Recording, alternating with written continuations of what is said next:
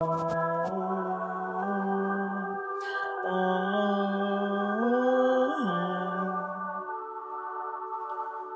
bem, pessoal? Como que vocês estão? Olha, eu quero ler um texto com vocês agora e explicar para vocês o que significa amor ao próximo. Muitos não sabem o que é amor ao próximo, o que é ter humildade com as pessoas, e é muito difícil entender isso. Com o tempo da minha vida, eu aprendi a conviver com as diferenças. Eu não sabia conviver com diferenças e achava sempre que eu era o certinho, o bonitinho dali. Só que com o tempo, como todo ser humano aprende, né? A gente cai, a gente se machuca, depois a gente se levanta e aprende. Eu aprendi uma coisa muito forte que o nosso Senhor Jesus Cristo me ensinou. E eu quero compartilhar com vocês. Depois de anos, eu fui aprender isso daí. Que é aprender a viver com as diferenças. Tá bom? Em João capítulo 8, no seu versículo 1, o título vai dizer sobre uma mulher adúltera. A Bíblia nos relata sobre uma mulher adúltera. E por que ela é adúltera? O que significa adultério? Adultério é algo que você passa a ter relações com pessoas casadas, ou até mesmo estando na igreja, não vou falar da igreja, mas estando na presença do Senhor, você acaba tendo relações antes do casamento, isso também significa adultério. É um pecado, uma falha, tá? Que a maioria dos seres humanos já caiu nessa falha, tá bom? E eu quero explicar para vocês, através disso, dessa parte da Bíblia, o que significa a palavra amor ao próximo, tá bom? Jesus, entretanto, acompanhe comigo se você tiver sua Bíblia, por favor. Jesus, entretanto, foi para o Monte das Oliveiras. De madrugada voltou novamente para o templo. E todo o povo vinha ter com ele. E assentados ensinava. Olha só. Os escribas e fariseus trouxeram à sua presença uma mulher surpreendida em adultério, e fazendo-a ficar de pé no meio de todos. E disseram a Jesus: Mestre, esta mulher foi apanhada em flagrante adultério, e na lei nos mandou Moisés que tais mulheres sejam apedrejadas. Tu, pois, o que dizes? Isto diziam eles, tentando para o terem do que acusar. Mas Jesus, inclinando-se, escrevia na terra com o dedo. Como se insistissem na pergunta, Jesus se levantou e lhes disse: Aquele que dentre vós estiver sem pecado, seja o primeiro que lhe atire a pedra. E tornando a inclinar-se, continuou a escrever no chão. Mas ouvindo eles esta resposta, e acusados pela sua própria consciência, foram se retirando um por um, a começar pelos mais velhos, até os últimos, ficando só ali Jesus e a mulher no meio, onde estava. E erguendo-se Jesus, e não vendo a ninguém, mais além da mulher, perguntou-lhe: Mulher, onde estão aqueles teus acusadores? Ninguém te condenou? Respondeu ela: Ninguém, Senhor. Então lhe disse Jesus: Nem eu tampouco te condeno.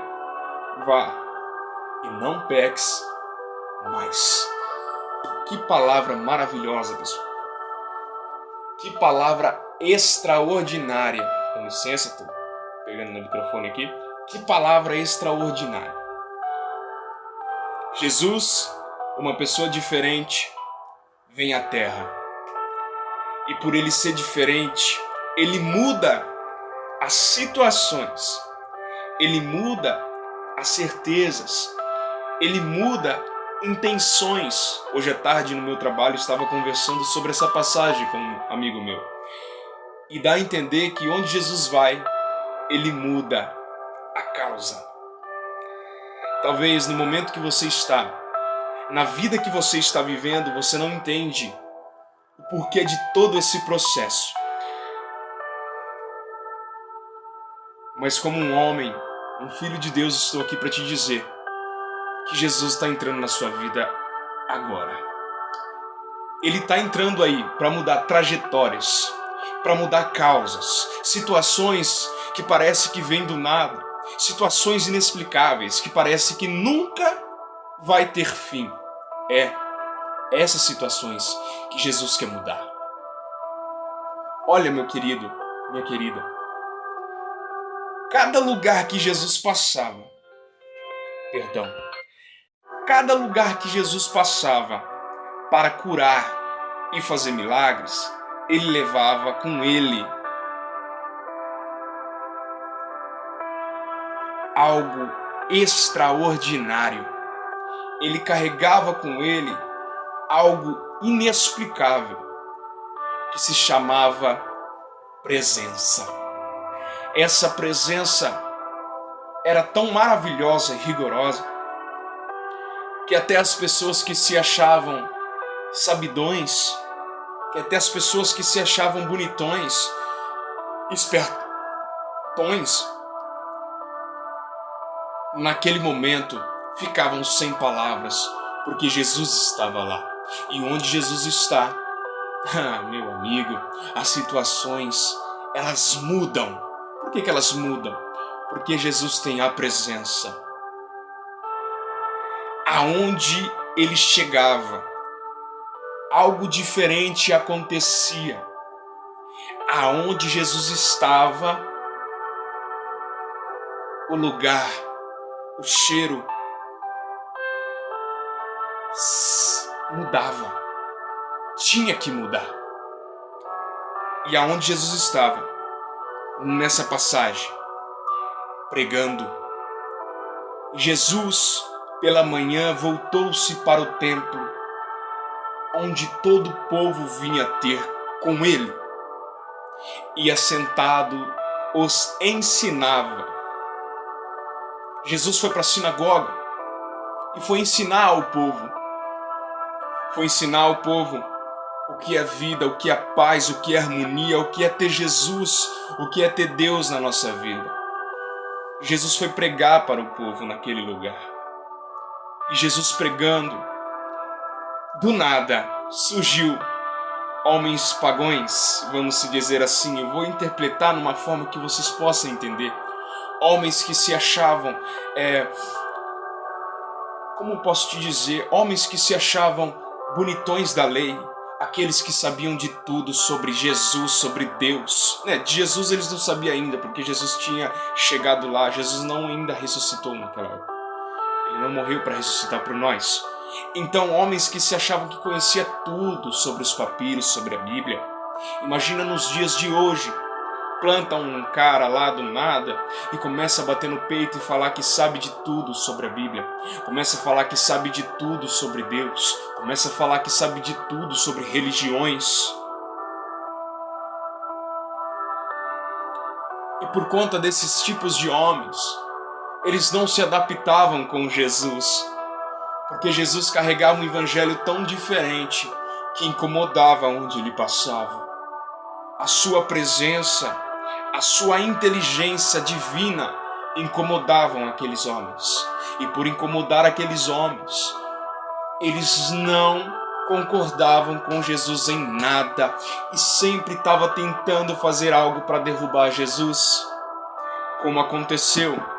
E do nada, no meio da pregação, continuando, surgem esses homens. Um exemplo, não estou falando o que está na Bíblia, mas um exemplo. Imagina eles com uma panelinha conversando para tentar derrubar Jesus. Olha, Jesus vai para o templo agora. Que tal a gente pegar uma mulher em adultério, uma mulher que peca? Porque naquela época tinha muita gente assim, muitos pecadores. Ainda hoje tem, eu sou um pecador, só que eu sou salvo pela graça, mas eu sou um pecador. Eu não sou bonitão, não sou perfeito, todos somos pecadores, entende? Todos temos falhas e erros. E eles falaram assim, vamos pegar essa mulher que pecou, que adulterou, porque eles eram da sinagoga também. Eles eram como se fosse um presbítero falso, um pastor falso, ou até mesmo um obreiro fanfarrão. E eles pegou essa mulher. E por eles pegar essa mulher, eles falaram, vamos colocá-la no meio das pessoas e falar o que Jesus, se ele vai condenar ela ou não. Porque se ele não condenar ela, ele está desrespeitando a lei, porque na lei de Moisés é filho de Deus, Moisés nasceu para libertar o povo de Israel. Se ele não tiver junto com a lei de Moisés, aí todo mundo, vamos desmascarar ele na frente das pessoas. Vamos desmascarar Jesus na frente do povo. Eles achavam isso. Gente, naquela época, na época de Moisés, quem pecava, ou quem caía em algum pecado, era sujeito a morrer a pedradas. O perdão não era aceito. O perdão não tinha como ser aceito. Porque Moisés pregou o evangelho que perdão não podia ter naquele lugar. Quem errasse, quem pecasse, era morto. Até no arraial, quando Moisés fez a sua tenda, tinha um lugar chamado Santo dos Santos. E este lugar, só os sacerdotes podiam entrar. Porque se entrasse qualquer pessoa em pecado, a presença era tão forte naquele lugar que a pessoa morria. Eu fiquei sabendo sobre um pouco, que diz que eles amarravam uma cordinha no pé de quem entrava lá. E se toda vez alguém tivesse em pecado e morrisse naquele lugar, o sininho tocava. E se o sininho tocava, as pessoas lá de fora puxavam o corpo, porque era muito santo aquele lugar. Para vocês verem o nível de santidade de Deus. E outra, lembra da Arca da Aliança? Não era também qualquer um que tocava, porque naquele lugar santo dos santos ficava a Arca da Aliança. E na Bíblia diz que não era qualquer um que tocava na arca. Porque surgiu uma pessoa que tocou na arca despreparado só para tentar ajudar alguém que não estava conseguindo carregar a arca e morreu. Morreu. Por quê? Porque a arca tinha presença, e a presença é santa, e a santidade não se adapta com o pecado, não se adapta com a carnalidade desse mundo, e por isso morreu. Naquela época era assim, só que Deus falou assim, escuta, Jesus falou, olha Deus, dessa forma eles não vão suportar, eles não vão conseguir além. Olha, chega a arrepia, gente. Eles não vão conseguir adorar o Senhor dessa forma. Eles veio da terra, Deus. Eles é da carne. Dessa forma não tem como, todos vão morrer. Porque o nível de santidade nosso é muito grande para eles, eles são fracos. Eu preciso descer lá. Perdão. Eu preciso descer naquele lugar, Deus. Eu preciso mudar essa trajetória, não dá mais para ficar assim. Eu não consigo ver um filho meu morrendo por conta de pecado. Gente, é emocionante essa passagem, é muito linda essa passagem. Espero que vocês estão me acompanhando certinho, porque tem algo de Deus aqui, eu quero passar para vocês, é muito forte. Eu imagino Jesus no céu, mas Deus, eles não vão suportar, Senhor. É muito difícil para eles.